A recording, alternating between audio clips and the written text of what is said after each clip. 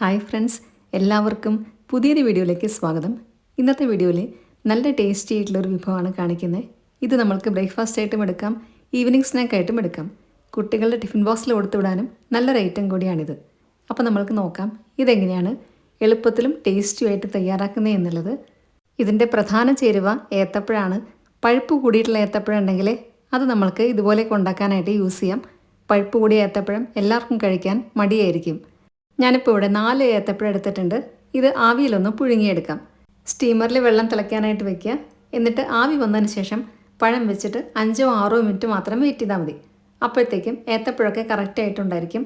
ഇപ്പോൾ ഇതാ ഏത്തപ്പഴമൊക്കെ കറക്റ്റായിട്ട് പുഴുങ്ങി വന്നിട്ടുണ്ട്. ഇതൊന്ന് ചൂടാറാനായിട്ട് മാറ്റി വയ്ക്കാം. ആ സമയം കൊണ്ട് നമുക്ക് ഇതിനകത്തേക്ക് വേണ്ട ഫില്ലിംഗ് തയ്യാറാക്കാം. അതിനായിട്ട് ഒരു പാൻ വെച്ചതിന് ശേഷം അതിലേക്ക് 1/2 കപ്പ് ഓർഗാനിക് ശർക്കരയുടെ പൊടിയാണ് ഇട്ട് കൊടുക്കുന്നത്. ഇത് കല്ലില്ലാത്ത ശർക്കര ആയതുകൊണ്ടാണ് ഡയറക്റ്റായിട്ട് ഇട്ട് കൊടുത്തിട്ടുള്ളത്. ഇനി നിങ്ങളുടെ കയ്യിൽ സാധാരണ ശർക്കരയാണ് ഉള്ളതെങ്കിൽ 2 അച്ച് ശർക്കരയിലേക്ക് 1/2 കപ്പ് വെള്ളം കൂടെ ഒഴിച്ചു കൊടുത്തിട്ട് ഉരുക്കാനായിട്ട് വയ്ക്കാം. അതിനുശേഷം നമ്മൾ തയ്യാറാക്കുന്ന പാനിലേക്ക് അത് അരിച്ചൊഴിച്ചാൽ മതി. ഈ ശർക്കരയുടെ പൊടിയിലേക്ക് 1/2 കപ്പ് വെള്ളം കൂടെ ഒഴിച്ചു കൊടുത്തിട്ടുണ്ട്.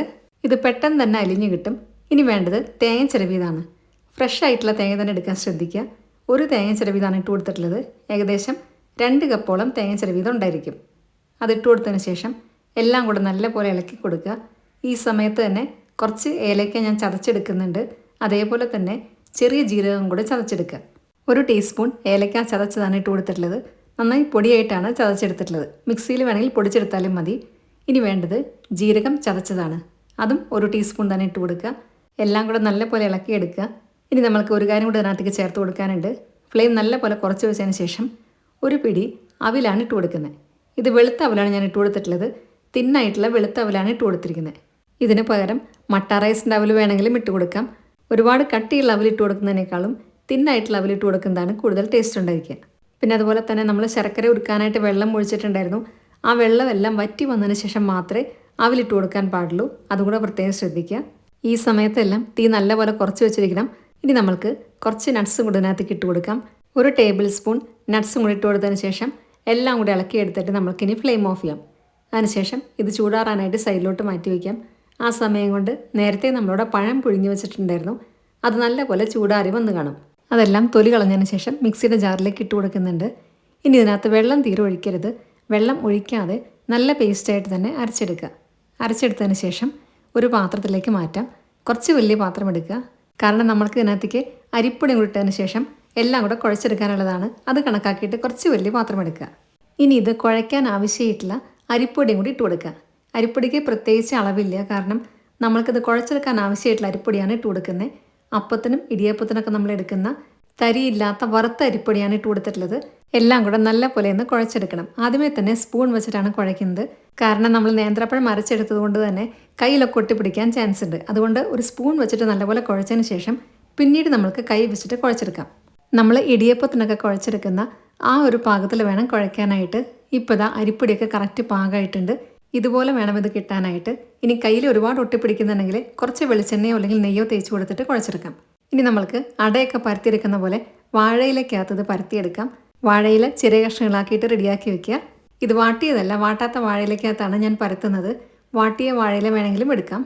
ഇനി ഇത് നമ്മൾ അടയൊക്കെ പരത്തുന്ന പോലെ നല്ല തിന്നായിട്ട് പരത്തിയെടുക്കുക. അപ്പോഴാണ് കഴിക്കാനും നല്ല ടേസ്റ്റ് ഉണ്ടായിരിക്കുക. ഇതിനകത്ത് നമ്മൾ നേന്ത്രപ്പഴം ചേർത്തത് കൊണ്ട് തന്നെ കുറച്ച് മധുരം ഉണ്ടായിരിക്കും ഈ മാവിന്. ഇനി കുറച്ചും കൂടെ മധുരം വേണമെന്നുള്ളവരാണെങ്കിൽ നമ്മൾ മാവ് കുഴയ്ക്കുന്ന സമയത്ത് കുറച്ച് പഞ്ചസാര പൊടിച്ചതും കൂടെ വേണമെങ്കിൽ ഇട്ട് കൊടുക്കാം. ഞാനിപ്പം ഇവിടെ ഇതൊന്നും ഇട്ട് കൊടുത്തിട്ടില്ല. ഇപ്പോൾ ഇത് നല്ലപോലെ തിന്നായിട്ട് പരത്തിയെടുത്തിട്ടുണ്ട്. ഇനി ഇതിൻ്റെ ഒരു സൈഡിലായിട്ട് നമ്മൾ നേരത്തെ റെഡിയാക്കി വെച്ച ഫില്ലിംഗ് വെച്ച് കൊടുക്കാം. കുട്ടികൾക്കൊക്കെ ആണെങ്കിൽ കുറച്ച് കൂടുതൽ ഫില്ലിംഗ് വെച്ച് കൊടുക്കാം. ഇനി ഇത് ഒന്ന് പരത്തി കൊടുത്തതിന് ശേഷം മറ്റേ സൈഡിൽ നിന്ന് മടക്കിയെടുക്കാം.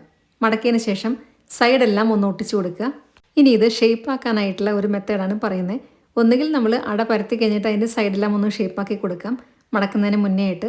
അല്ലെങ്കിൽ ഇതേപോലെ മടക്കിയതിന് ശേഷം ഇല തുറന്ന് കത്തിയുടെ ബാക്ക് സൈഡ് വെച്ചിട്ട് ഇങ്ങനെ ഷേപ്പാക്കി കൊടുക്കാം. ഇത് കാണുമ്പോൾ ഒരു ഭംഗിയായിട്ടിരിക്കാൻ വേണ്ടിയിട്ടാണ് ഇങ്ങനെ ഷേപ്പാക്കുന്നത്. ഇങ്ങനെ ഷേപ്പാക്കിയില്ലെങ്കിലും കുഴപ്പമൊന്നുമില്ല. നമ്മൾ ഫില്ലിംഗ് വെച്ച ഭാഗത്തെ മാവൊന്നും എടുക്കരുത്. അതുമാത്രം ശ്രദ്ധിച്ചാൽ മതി.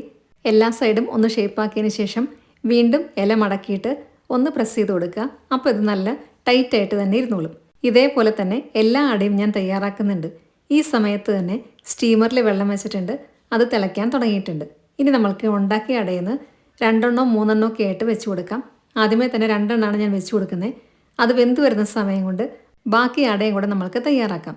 ഇനി ഇത് മീഡിയം ഫ്ലെയിമിൽ 15 തൊട്ട് 20 മിനിറ്റ് വരെ വേവിച്ചെടുക്കാം. നമ്മൾ ഇതിനകത്ത് 2 വെച്ച് കൊടുത്തിട്ടുള്ളൂ. അതുകൊണ്ട് 15 മിനിറ്റൊക്കെ ആകുമ്പോഴത്തേക്കും തന്നെ നല്ല പോലെ ഇത് വെന്തിട്ടുണ്ടായിരിക്കും. ഇപ്പോൾ ഇതിവിടെ 15 മിനിറ്റ് കഴിഞ്ഞിട്ടുണ്ട്. നമ്മൾ ആദ്യം വെച്ച് കൊടുത്ത ട്രിപ്പ് കറക്റ്റ് പാകമായിട്ട് വന്നിട്ടുണ്ട്. ഇനി ഇതൊരു പ്ലേറ്റിലേക്ക് മാറ്റാം. കുറച്ചൊന്ന് ചൂടാറിയതിന് ശേഷം വേണം നമ്മൾ മുറിക്കാനായിട്ട്. ഇത് വെന്ത് വരുന്ന സമയം കൊണ്ട് ബാക്കി അടയും കൂടെ ഞാൻ തയ്യാറാക്കിയിട്ടുണ്ടായിരുന്നു. ഇത്രയും മാവ് വെച്ചിട്ട് നമുക്ക് ഏകദേശം 6 അടയായിരിക്കും ഉണ്ടാക്കാൻ പറ്റുക. ഇനി കൂടുതൽ അട ഒരുമിച്ച് വെക്കണമെന്നുണ്ടെങ്കിൽ ആദ്യമേ തന്നെ 2 അട വെച്ച് കൊടുത്തതിന് ശേഷം വാഴ ഇലയുടെ നടുവിലത്തെ ഭാഗം ഇതുപോലെ ഒന്ന് വെച്ച് കൊടുക്കുക. അതായത് വാഴത്തണ്ട് വെച്ച് കൊടുക്കുക. എന്നിട്ട് അതിൻ്റെ മുകളിലായിട്ട് ബാക്കി 2 കൂടെ ഞാൻ വെച്ച് കൊടുക്കുന്നുണ്ട്. ഇങ്ങനെയാണെങ്കിൽ നമ്മൾക്ക് കൂടുതൽ എണ്ണം ഒരുമിച്ച് വെക്കാൻ പറ്റും. ഇനി ഇതിൻ്റെ മുകളിലും വാഴത്തണ്ട് വേണമെങ്കിൽ വെച്ചിട്ട് ഒന്നും കൂടെ വെച്ച് കൊടുക്കാം. ഞാനിപ്പം ഇവിടെ 4 വെച്ച് കൊടുത്തിട്ടുള്ളത്. ഇനി ഇതും അടച്ച് വെച്ചിട്ട് മീഡിയം ഫ്ലെയിമിൽ 15 തൊട്ട് 20 മിനിറ്റ് വരെ വേവിക്കാം. ഇപ്പോൾ നമ്മളുടെ രണ്ടാമത്തെ ട്രിപ്പും തയ്യാറായി കഴിഞ്ഞു. ഇനി ഇതും ഒരു പ്ലേറ്റിലേക്ക് മാറ്റി വയ്ക്കുന്നുണ്ട്. നമ്മൾ ആദ്യം എടുത്ത അട കുറച്ചൊന്ന് ചൂടാറി വന്നിട്ടുണ്ട്. നമ്മൾക്കിതൊന്ന് കട്ട് ചെയ്ത് നോക്കാം. നല്ല ടേസ്റ്റി ആയിട്ടുള്ളൊരു പലഹാരം കൂടിയാണിത്.